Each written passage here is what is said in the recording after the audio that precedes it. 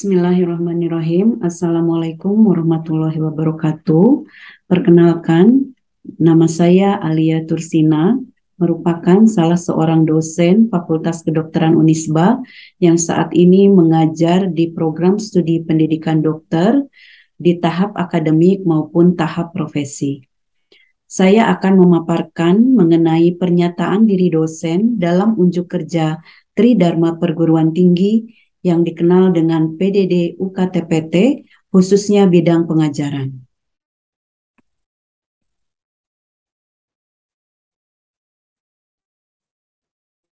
Mata kuliah yang akan saya paparkan adalah Blok Sistem Neurobehavior. Di sini akan saya paparkan deskripsi mata kuliah, capaian pembelajaran, sistem pembelajaran, materi pembelajaran, metode pembelajaran, dan sistem evaluasi atau penilaian. Hal ini sesuai dengan metode Delivery, Interaction, and Assessment. Dan di akhir episode saya akan menayangkan video rekaman pembelajaran. Adapun deskripsi mata kuliah Neurobehavior System merupakan ilmu dasar yang meliputi embriologi, anatomi, histologi, fisiologi, patologi klinik, patologi anatomi, mikrobiologi, dan farmakologi yang terkait sistem saraf dan psikiatri. Dalam modul ini akan dibahas beberapa kelainan neurobehavior yang paling sering ditemui dan wajib diketahui oleh dokter umum. Salah satunya adalah mata kuliah stroke. Mata kuliah Neurobehavior System ini berbobot 7 SKS dan dipelajari pada semester 3. Pemaparan stroke ini akan mempelajari definisi, epidemiologi, manifestasi klinis, patogenesis, anatomi, fisiologi, diagnosis, penunjang, sampai tata laksana. Adapun outcome pembelajaran atau capaian pembelajaran mata kuliah, diharapkan mahasiswa mampu menghubungkan proses embriologi dan perkembangan organ dengan kelainan neurobehavior dan mampu menghubungkan gambaran struktur jaringan dan organ dengan kelainan sistem neurobehavior, juga bisa mengaitkan fungsi dan proses fisiologis, konsep biokimia, dan gambaran morfologi, sifat, virulensi, pemeriksaan mikroorganisme yang dihubungkan dengan kelainan sistem neurobehavior, juga menjelaskan definisi, etiologi, dan klasifikasi kelainan neurobehavior sesuai dengan kaidah ilmu kedokteran klinik. Outcome yang lain adalah diharapkan mahasiswa mampu menganalisis manifestasi klinis berdasarkan patogenesis dan patomekanisme pemeriksaan penunjang pada kelainan neurobehavior. Juga bisa menganalisis diagnosis banding, diagnosis kerja, manajemen, edukasi, prognosis, dan komplikasi pada kelainan sistem neurobehavior berdasarkan prinsip ilmu kedokteran klinik dan kaidah ilmu bioetika, humaniora, dan nilai-nilai Islam. Dan yang terakhir, diharapkan mahasiswa mampu mempraktekkan keterampilan klinis dasar berupa anamnesis, pemeriksaan fisik, dan interpretasi pemeriksaan X-ray kepala, CT scan, ataupun X-ray vertebrae pada kasus neurobehavior dengan profesional, santun, dan beretika. Sistem pembelajaran dari modul neurobehavior ini, jumlah pertemuannya adalah 7 minggu tatap muka, dapat dikerjakan secara daring dan luring. Adapun beban waktu pembelajaran untuk tatap muka kuliah terjadwal yaitu 2 kali 50 menit per minggu, tutorial terjadwal 3 kali 50 menit per minggu, kegiatan tugas struktur 2 kali 50 menit, belajar mandiri 2 kali 50 menit, praktikum biomedik 1 kali 50 menit, dan praktikum keterampilan klinis 1 kali 50 menit. Di akhir sistem akan dievaluasi dengan menggunakan sistem MDA, SOCA, OSCE, dan ujian lab atau ujian praktikum biomedik dan ujian praktikum keterampilan klinis. Adapun mata kuliah yang akan saya sampaikan yaitu mengenai stroke. Di sana akan dibahas mengenai definisi, epidemiologi dan etiologi mengenai stroke, anatomi dan fisiologi sistem saraf pusat, manifestasi klinis berdasarkan patogenesis dan patofisiologi, pemeriksaan penunjang, diagnosis kerja dan diagnosis banding, kemudian manajemen, edukasi, prognosis, dan komplikasi. Juga mempraktekkan keterampilan klinis dasar berupa anamnesis, pemeriksaan fisik, dan interpretasi pemeriksaan CT scan kepala tanpa kontras. Metode pembelajaran pada modul ini bisa berupa tatap muka kuliah terjadwal atau yang disebut dengan mini lecture, tutorial terjadwal, kegiatan tugas terstruktur, belajar mandiri, praktikum biomedik, dan praktikum keterampilan klinis. Modul pembelajaran dapat diakses melalui Learning Management System atau LMS Unisba dengan website http://ekuliah.fkunisba.ac.id. Kegiatan tahap akademik ini dapat berupa kuliah atau mini lecture yang masih dikerjakan dalam keadaan daring, sedangkan praktikum biomedik dan keterampilan klinik dikerjakan dalam keadaan luring. Ini adalah salah satu modul pembelajaran yang dapat diakses dengan menggunakan LMS Unisba. Ini adalah gambaran mengenai mini lecture via Zoom yang dikerjakan pada tahap akademik, dan ini adalah kegiatan tahap profesi di mana yang masih bisa digunakan secara daring adalah clinical atau community science session dan referat dan journal reading, juga meet the expert atau resource person session, sedangkan case report session dan bedside teaching kita pada saat ini sudah dilakukan secara luring. Ini adalah salah satu demo BST atau bedside teaching yang saya kerjakan pada saat tahap profesi. Dan ini sebagai video rekaman pembelajaran. Ya, Bismillahirrahmanirrahim. Hari ini kita akan belajar mengenai stroke ya sebagai salah satu penyakit saraf yang berada pada blok sistem neurobehavior ya. Saya akan share screen.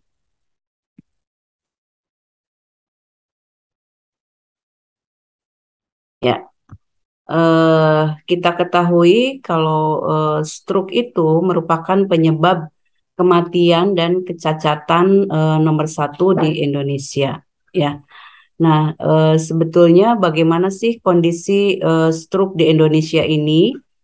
Kita lihat bahwa disabilitas stroke itu bisa mengganggu secara fisik maupun kognitif ya. Angka kejadiannya meningkat setiap tahun. Kita lihat di Riskesdas dari Depkes 2007, ternyata 15,4% stroke sebagai penyebab kematian dengan prevalensi stroke-nya 8,3 per 1000 penduduk. Kemudian di tahun 2013 ternyata ada peningkatan dari 8,3 menjadi 12,2 per 1000 penduduk. Sedangkan di Jawa Barat sendiri mencapai 0,66% ya. Nah, dari Indonesia Stroke Registry yang terdapat di 11 rumah sakit ya, pada bulan Oktober sampai bulan April 2013 ternyata penyebab kematian nomor satu di Indonesia itu adalah stroke ya. Nah, ini sama ya bahwa 80% masyarakat kita masih tidak mengetahui gejala penyakit stroke. Stroke itu sebetulnya gangguan pembuluh darah di otak ya, sehingga fungsi dari otak terutama cerebrum ya itu bisa terganggu. Nah, kita lihat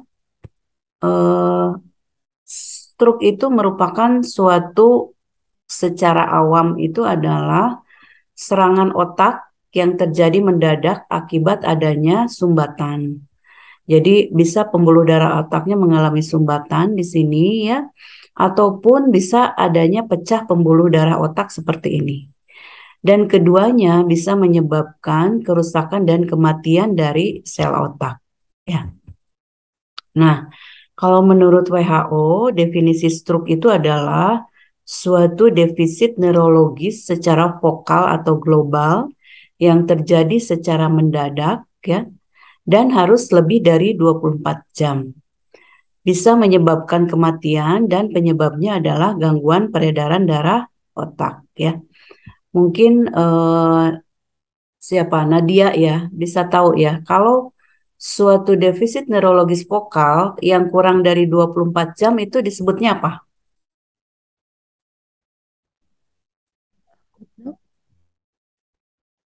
Adanya defisit neurologis vokal yang waktunya kurang dari 24 jam. TIA dok, transient ischemic attack. Ya, TIA ya. Jadi sifatnya gimana kalau TIA itu? Ada yang tahu? Transient ischemic attack. Jadi serangan otak ya yang mendadak, ya kan? Tapi hampir sama dengan stroke. Hanya bedanya dari waktu, kurang dari 24 jam dan dia bersifat apa? Reversible, dok. Iya, betul ya.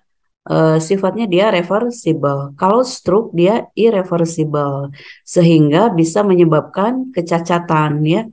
Ujungnya bisa nekrosis ataupun perdarahan ya. Oke. Nah, kita harus waspada mengenai stroke. Kalau dalam bahasa Inggris kan fast ya. Kalau di Indonesia itu segera, senyuman, gerakan dan bicara. Nah, kita lihat senyuman. Kalau senyumnya mencong seperti ini ya dan terjadi secara mendadak, bibir mencong ke satu sisi, maka kita harus waspada sebagai salah satu tanda stroke. Kemudian gerakan. Gerakan tangan atau kaki menjadi lebih lemah dari yang sebelahnya, itu juga salah satu tanda utama dari stroke ya. Kemudian juga bicaranya menjadi rero atau pelo atau bicaranya menjadi sulit dimengerti. Nah, itu juga salah satu tanda stroke ya. Jadi kalau ada segera, senyuman, gerakan, dan bicara yang tidak normal ya harus diwaspadai sebagai salah satu penyakit stroke ya. Kenapa? Karena stroke itu punya golden period ya. Semakin cepat ditangani, maka kecacatannya akan semakin berkurang ya. Tapi kalau kita terlambat penanganannya, maka pasiennya akan mengalami kecacatan yang berat ya. Jadi time is brain ya. Nah, kita lihat di sini perbedaan antara eh, kelainan secara sentral dan perifer pada nervus facialis atau nervus 7 ya. Nah, di mana ini ibu-ibu ini ya, dia simetris, dahinya berkerutnya simetris ya, berbeda dengan si bapak ini ya, tidak simetris. Kemudian lipat dari hidung dan bibir ini ya, jadi plika nasolabialisnya yang sebelah kanan ini tidak terbentuk. Nah, yang ini mungkin ada yang bisa menerangkan. Revi, mungkin ini paresenya nervus tujuhnya bersifat apa? Yang ibu ini.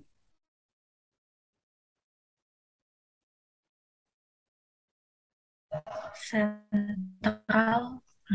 Ya, sentral. Kenapa sentral, Revi? Cirinya apa? Kalau disebut parese nervus 7 kanan sentral. Di sini ada tulisannya sentral. Tapi alasannya apa? Ada yang tahu? Anissa atau Farah bisa bantu? Karena mulutnya saja. paresenya pada mulutnya saja, Dok. Ya, kalau sentral itu paresenya pada mulut ya, jadi tidak terlihat plica nasolabialisnya ini tidak tampak ya. Sedangkan pada dahinya dia simetris ya. Kalau yang ini, yang laki-laki ini, si bapak ini gimana nih? Paresenya berarti parese nervus 7 apa? Perifer, Dok. Perifer. Karena cirinya apa? Tidak ada kerutan dahinya dan senyum dari lipatan nasolabialnya tidak ada, Dok. Ya, jadi kalau pasien dengan kerutan dahi yang tidak simetris ya dan plika nasolabialisnya juga tidak simetris, berarti kemungkinan adalah parese nervus 7 perifer. Salah satu penyakitnya adalah Bell palsy ya. Sedangkan yang parese nervus 7 sentral kemungkinan adalah stroke ya. Itu kalian bisa bedakan ya. Nah, jadi apa sih gejala dan tanda umum stroke? Itu bisa lumpuh sebelah badan, tadi ya, bicara rero, mulut mencong, dan juga bisa baal-baal, sensoriknya juga bisa kena ya. Baal-baalnya sebelah badan ya, mulai dari wajah sampai kaki. Bahkan bisa terjadi TTIK atau TTDK ya bahasa Indonesianya. Tekanan tinggi dalam kepala ya. eh, Kalau bahasa Inggrisnya tekanan tinggi, bukan bahasa Inggris, bahasa Latinnya intra di dalam ya, intrakranial ya, TTIK. Nah, tekanan tinggi dalam kepala ini apa gejalanya? Nyeri kepala hebat, muntah menyemprot ya, penurunan kesadaran dan kejang ya. Ini semua harus dikenali dengan segera sebagai gejala dan tanda stroke ya. Nah, ini adalah vaskularisasi di otak. Bagaimana sih mekanisme terjadinya stroke ya? Bahwa stroke itu disebabkan misalnya lumpuhnya di sebelah kanan, bicaranya rero, kemudian mulutnya mencong ke kiri, lumpuh anggota geraknya kanan. Maka coba Anissa, kira-kira kelainan pembuluh darah atau lesi stroke-nya ada di mana? Kalau kelumpuhannya di kanan.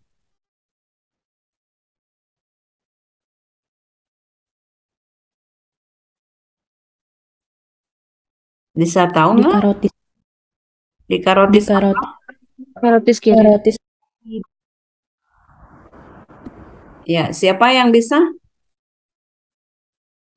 Kelemahan kanan berarti karotis kiri, Dok. Ya, jadi kenapa bisa menyilang seperti itu? Ada Ada yang tahu? ada dekusasi, Dok, di area medula oblongata untuk sistem jaras motorik. Ya, sistem jaras motorik kita lihat ya, sistem jaras motorik seperti ini.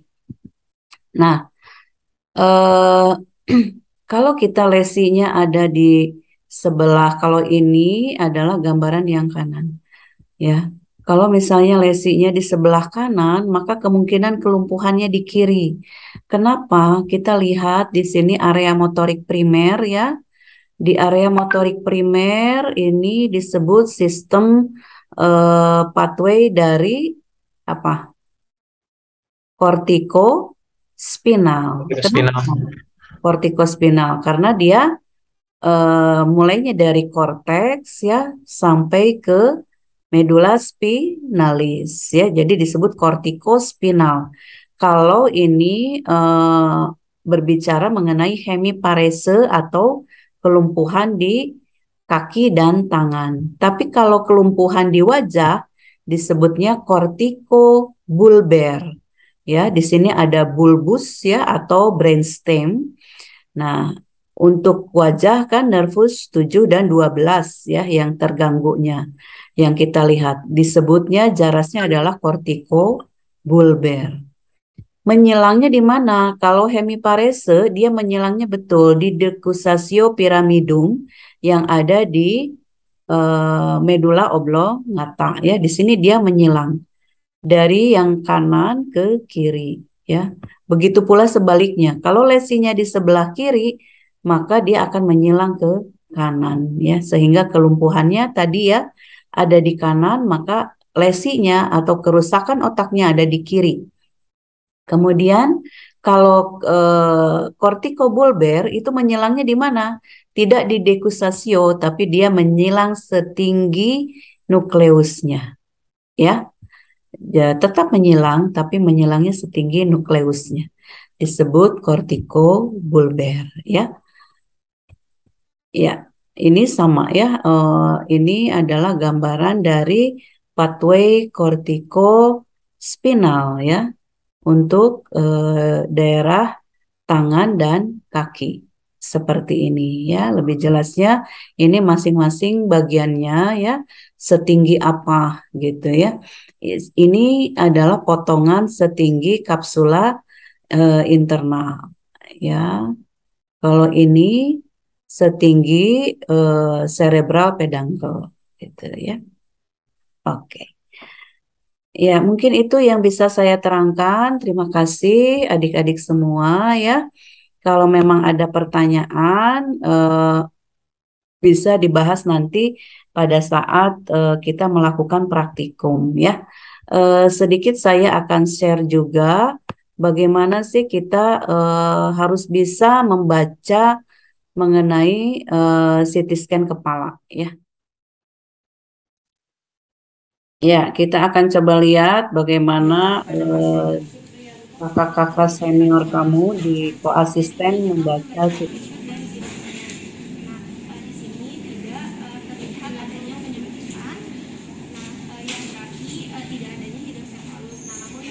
Kalau penyempitan bukan hidrosefalus ya. Kalau yang melebar itu ada cairan, berarti dia ada hidrosefalus. Kalau menyempit mah berarti bukan. Ya, justru kalau ada penyempitan gyrus dan sulcus menunjukkan adanya udem pada sel otaknya, jadi menyempit sih virusnya. Ya, kita lihat dari hasil CT scan stroke itu ada perbedaan antara stroke infark dengan stroke perdarahan ya.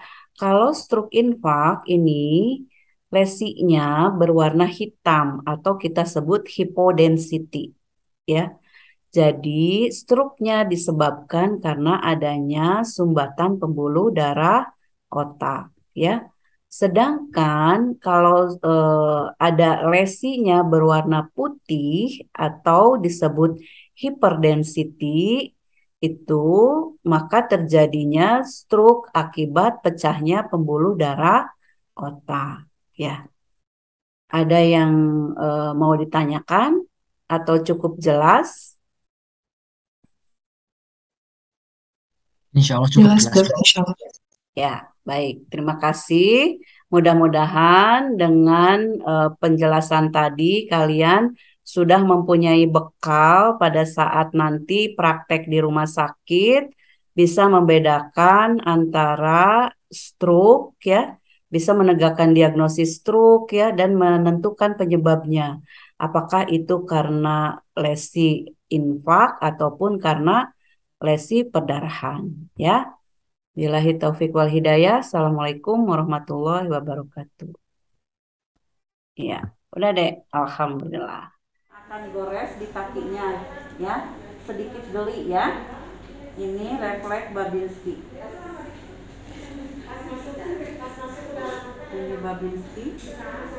Negatif. Shadow. Ya.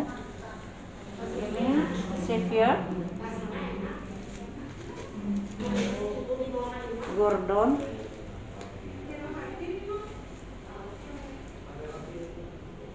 Oppenheim. Pada pasien ini refleks patologisnya negatif. Kita akan melihat bagian dari cerebrum ya. Nah, ini lobus frontal. Kemudian ini parietal,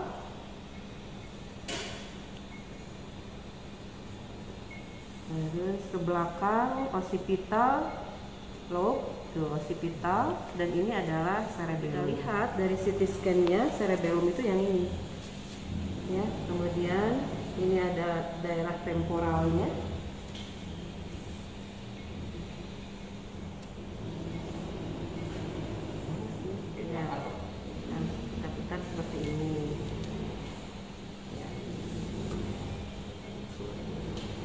Ya, ini di sini ada lobus insula nih di dalam di temporal ya. Ini kelihatan, nah lobus insula di sini ya, seperti itu. Selanjutnya, saya akan memaparkan sistem penilaian untuk blok sistem modul neurobehavior. Itu pertama adalah MDA dengan bobot skor 45%, kemudian SOCA 35%, nilai tutorial dalam hal ini untuk penilaian afektif 10%, kemudian ujian praktikum 80%, nilai praktikum 20%. Dan OSCE menjadi syarat kelulusan, sehingga total semua adalah 100%.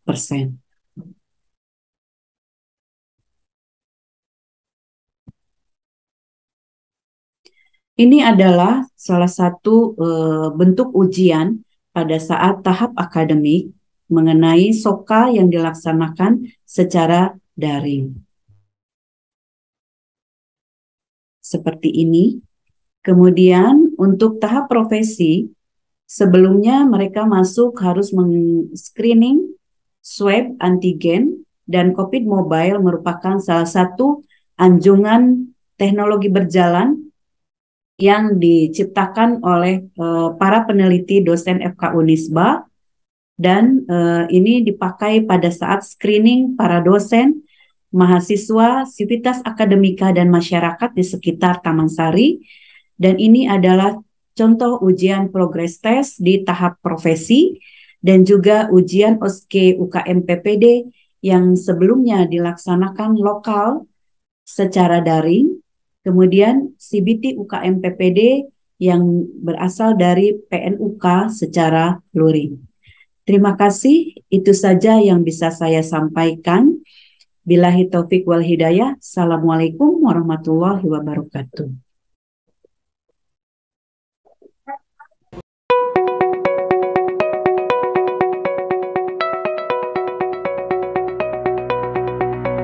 FK Unisba mulai tahun 2008 melaksanakan program studi pendidikan dokter dengan menerapkan kurikulum berbasis kompetensi melalui proses belajar hingga mahir atau mastery learning.